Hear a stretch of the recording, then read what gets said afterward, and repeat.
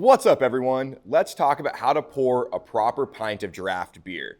There's a lot of different messaging out there on the internet, but we're gonna set it straight here today.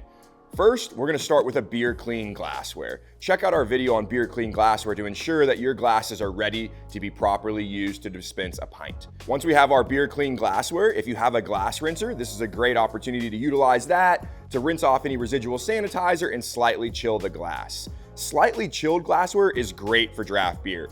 What is not great is frozen glassware. We should avoid frozen glassware at all costs, as it will lead to an improper pour. So we'll take our beer clean glassware and we'll hold it 1 inch below the faucet at a 45-degree angle, and then we will open the tap fully, grabbing the tap handle from the base, allowing beer to flow into the glass. Once we get about 1/2 to 2/3 full, we will start to straighten our glass, which will allow the beer to flow directly in, creating that nice, beautiful 1-inch collar of foam. After we've completed our pour, we will close the tap handle and serve the beer to our customer. A couple things to avoid when pouring draft beer. First, we are able to use chilled glassware, but we should always avoid frozen glassware, as that will lead to issues when trying to pour the beer, causing excess foaming and also a poor presentation.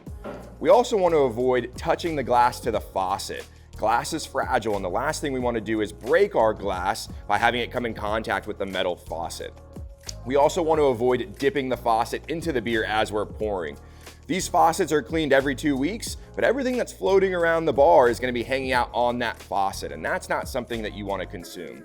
The last thing that we want to avoid is the boss pour, which is where you pour the beer level all the way to the top of the glass with no collar of foam. While some people believe that a collar of foam is wasted space and they're not getting their full pint of beer, in reality, we always want to make sure that we have that 1-inch collar of foam. That's ensuring that we had a proper pour that released the carbonation out of the liquid level, which will also release with it the aromatic compounds, creating the best experience possible. So hopefully this helps you understand how to properly pour a draft beer so that we can create the best experience for our guests. Cheers.